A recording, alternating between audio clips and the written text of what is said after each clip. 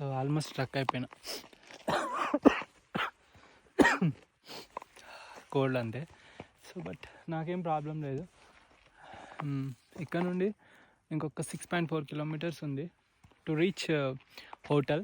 But అక్కడికి వెళ్ళాక కూడా తెలియదు, దగ్గర దగ్గర గంట పెడుతుంది.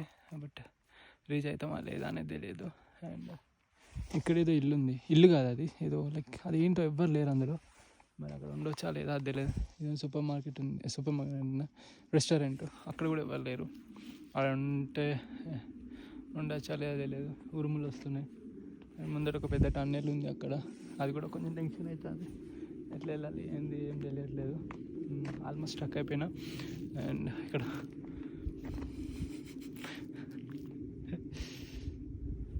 సౌండ్ చూడండి, మేఘాలయ. చూద్దాం ఏమవుతుందో.